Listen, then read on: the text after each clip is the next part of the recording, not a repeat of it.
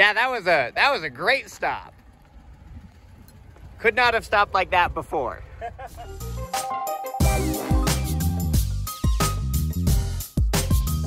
Hello, we have a fun video for you today. Hopefully pretty informative and concise. This is the Green Goon 510. It's somewhat well known amongst 510 wagons.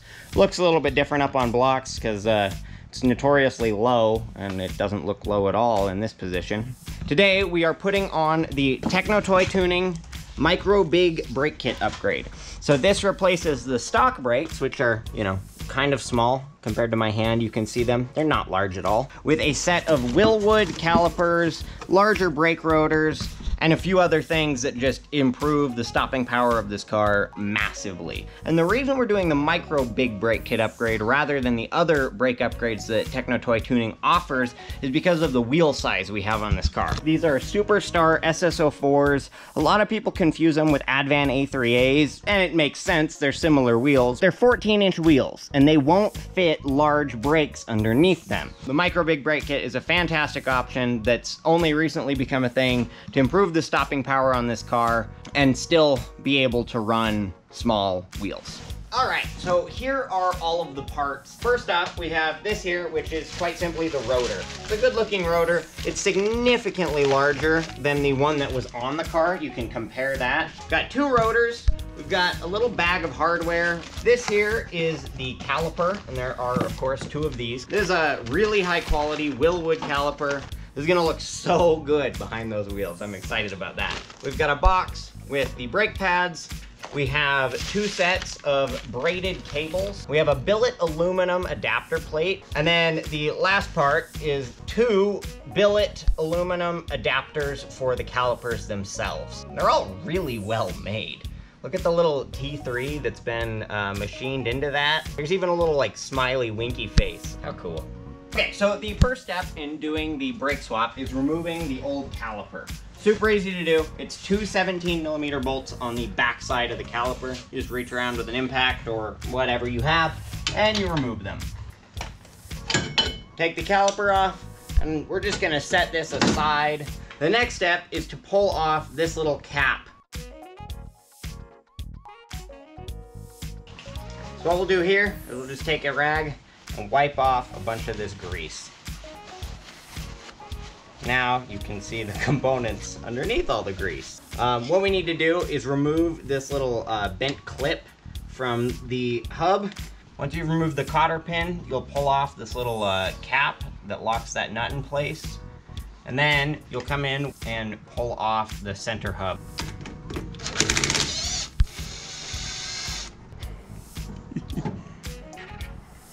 There we go. So that is our hub and rotor. Pull off this little backing plate. All it is 4 Phillips head nuts, and the reason we have to pull this off is because the new rotor is a little bit larger than this and it runs into this lip. We pulled the hub and the old rotor out of the car. I have them sitting here on the workbench in front of me. We're gonna now swap over all of the relevant parts. The first step of this is to remove the rotor, the old rotor, from the old hub. We'll be reusing this old hub, but obviously the old rotor is going away. Tools needed are a 14mm socket and an impact. Pretty easy, it's just 4 bolts that are located on the back side of the rotor.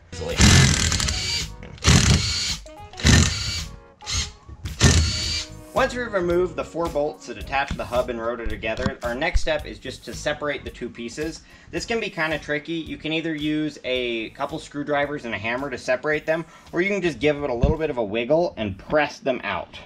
Remove the hub, set it aside, and you take the rotor and you can donate it to a metal recycling place because you don't need it. I've set the rotor on a nice clean piece of new paper towel. The next thing we're going to be doing is attaching this adapter plate to the rotor itself. You want to look at the adapter plate and you'll see it has rotor face on one side and it has hub face on the other side. You'll set the side that says rotor face upwards and you just put that flat, and then you'll take your rotor and put it oriented like this onto the adapter plate. So you can see that these little ribs are faced upwards, these bolt plates are pointing down, and then it is aligned with these 4 bolt holes. So we'll take this little bag of bolts that T3 has labeled and empty it out. We have 1 bolt and 1 lock washer that goes into each of these 4 holes. Roger. I believe that P3 recommends that you torque these to 30 or 65 foot-pounds. I don't remember. I'm just gonna tighten them.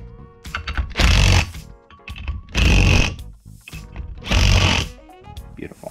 So then we go ahead and take the hub and place it onto the rotor. And it just needs to go in there. Next step is to flip it over. And you'll rotate the rotor relative to the wheel hub until you've aligned the 4 bolt holes you see right here. The next thing we do is we grab the bag of bolts, and these are just 4 8mm Allen key bolts and 4 lock washers. Once you have those in, tighten them down.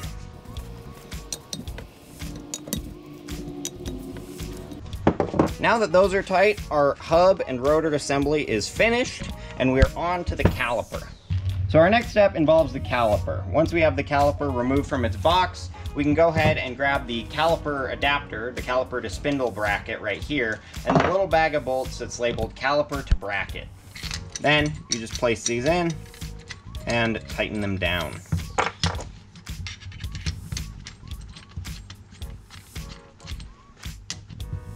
And get them nice and tight.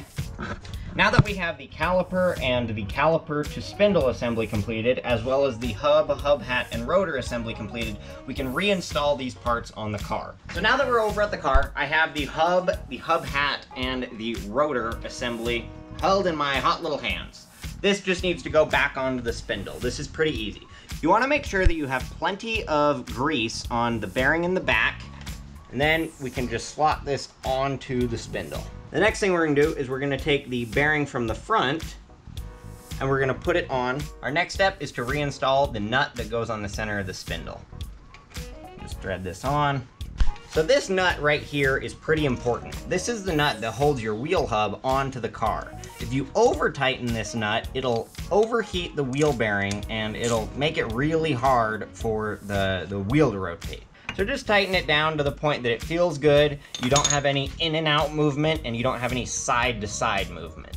Once that's good, you can go ahead and take the little crown cap, place it back over that nut.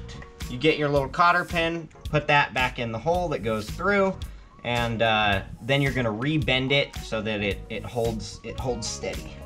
Next thing I need to do is pull off the old caliper, and to be entirely honest, I should have done this before I reinstalled the hub. The caliper is just sitting right here, and I need to undo this little piece there, and it would be easier to get in there if I hadn't put these on, but I still have plenty of room to work with in this wheel well, so not a big deal. To take this off, what we need to do is we need to remove this little clip, and then it requires a 10mm and a 17mm wrench to undo these 2 pieces. It's also important to place something beneath the car so that you aren't dripping brake fluid directly down onto the ground. There's one thing I forgot to do while I was over here at the workbench, so come back to the workbench to do it now, so I don't have to do it in the car, where it would be a hell of a lot harder, and that's installing this braided brake line. All it is a 90-degree fitting on one end, and then a little brake line fitting on the other end that's free to rotate. This 90-degree fitting goes into the back side of the Willwood caliper, and all you have to do is just thread it in. The very last thing we need to do over here at the workbench is install the brake pads. The brake pads are included with the kit, and they're super easy to install. There's a cotter pin you pull out, you place the pads into the caliper. There's a little foot that they sit on inside the Willwood caliper. These are really well-designed calipers. And then this cotter pin just goes through the assembly, and then you just need to bend the cotter pin. And I would not recommend doing it with your thumb because it hurts, so go get a tool.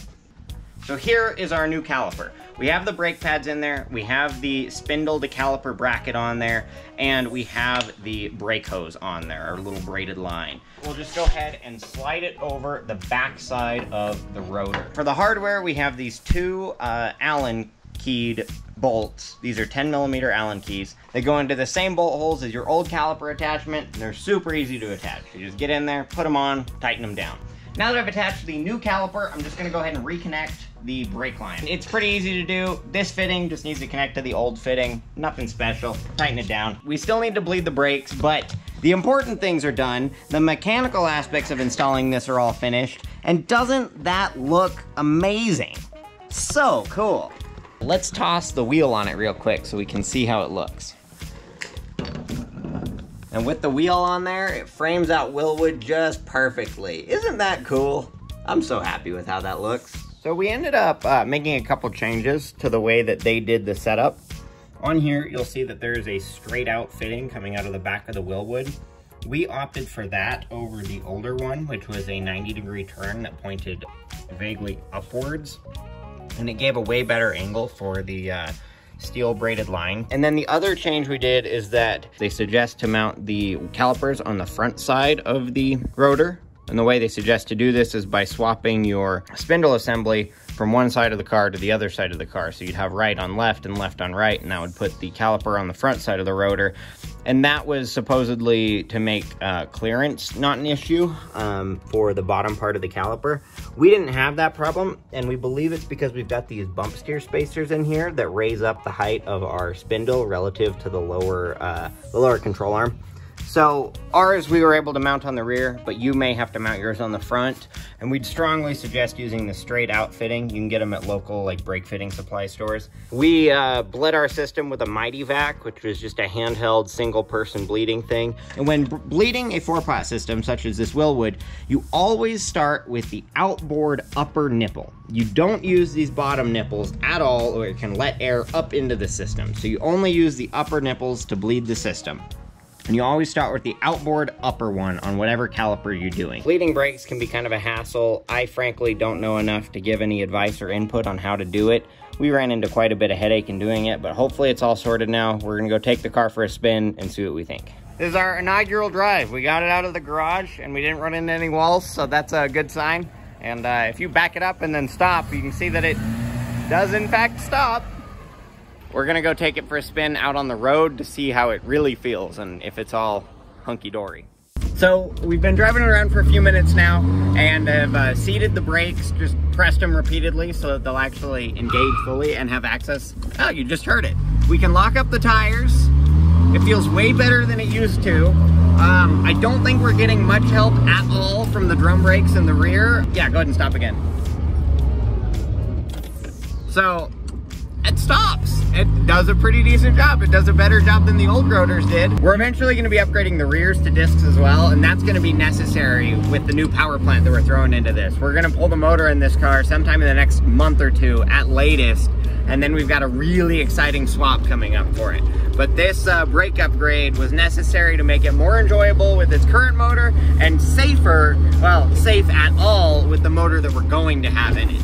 So now we know this works, it's ready for the new motor, and I think that we're just gonna jump into that really soon. That was a nice little bump.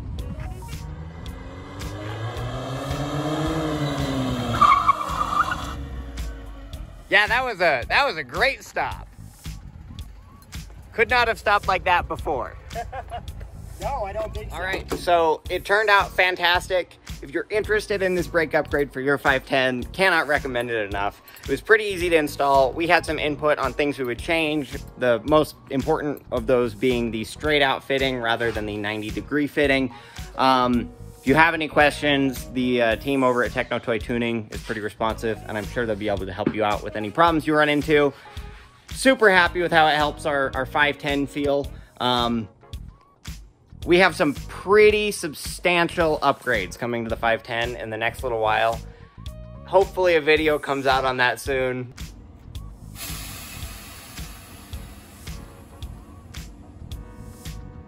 Airbags are rad.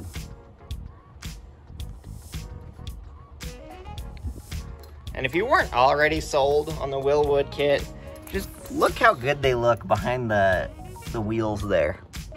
And the fact that you can fit them behind 14s is amazing. Thank you, Techno Toy Tuning, for putting this together. It's turned out really well.